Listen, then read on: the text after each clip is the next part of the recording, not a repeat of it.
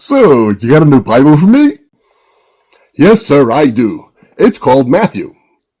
Oh boy, I can't wait to see what happens after the Hashmonaim, sir. It's been a whole bunch of years since the last books of the Bible written.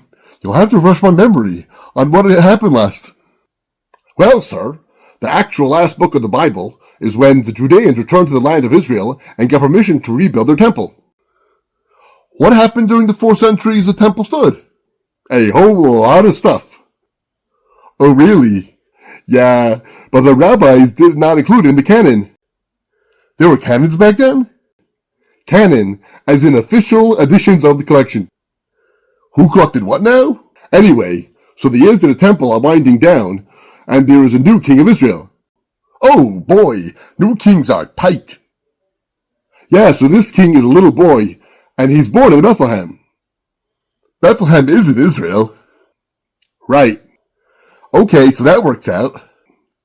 Yeah, and apparently he was born to Joseph, who was part of the Davidic line. So that'll make him part of the royal bloodline. Right. Wow. Yeah, except he was born by a virgin birth.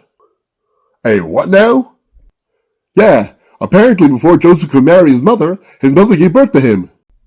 So, she had another lover? No way, absolutely not, sir. It was Divine Spirit that got her pregnant. His father is the Divine Spirit? Yes, sir. But wouldn't that negate the fact that he is from the Davidic bloodline because the bloodline is determined by the father? Yes, sir, I believe it would. So what's the point of giving the roots all the way back from David? Well, sir, we're just hoping people would skip that part and start by verse 18. Oh, okay. Yeah, anyway, the baby is named Jesus, even though the prophecy said his name is Emmanuel. Why would his parents give him the wrong name? I don't know, sir. Okay. And he is now a newborn king, so a bunch of magi. A bunch of who? Wise men come to visit the baby and give him gifts. Because he is king. Uh-huh. And they also talk to the current king. Who's that? That's Herod.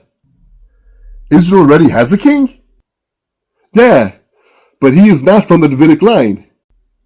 Yeah, well, neither is Jesus. Yeah, but an angel says that he's a new king of Israel. He's also the Messiah. Doesn't Messiah just mean the anointed one, as in anointed to be king? Yes, sir, but we will pretend that it means a whole lot more. He will also be the Savior. But if Jesus is born to Joseph, why isn't Joseph the king? Anyway. Yeah, so then what happens? The wise men tell Herod that the baby is king, so the baby has to run away to Egypt. Why do they tell him that? That doesn't seem so wise. No, it does not. No, it does not. So anyway, the baby grows up and is tempted by the devil in the wilderness. Oh my, does he give in?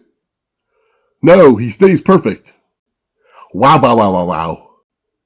And then he's baptized in the Jordan River. Why is he baptized there? Aren't there thousands of ritual baths in Jerusalem and all over Judea? Yes, sir. Okay. And then he preaches to all the Jews and tells them how to get closer to God. They soon realize that he is not only the king, but their savior too. Okay, being their savior is tight. And then what happened? Then he gets caught up in a conspiracy and is crucified by the Romans. Oh no, but if he dies, how can he be their king and savior? Super easy, barely an inconvenience. Oh yeah? Yeah, he's also God, and he can die for everyone's sins. He can what now? Yeah, and he gets resurrected after 3 days. Oh wow. So then everyone must believe in him by then. No, apparently, no one saw him get resurrected. So how did they know? Well, they claim the tomb was empty, and then a few decades later, this guy Paul will write letters claiming that 500 people saw Jesus walk around after his crucifixion. Well, that clearly clears things up. Yeah, and he also says that no one has to keep the Bible anymore. They just have to believe in him and they get saved. But if he is God, and he's now the Savior, then what happened to the Jews? Well, they believe in the Torah, even though God changed his mind. I see. So if God changed his mind regarding the Jews, can he still change his mind again? Certainly not.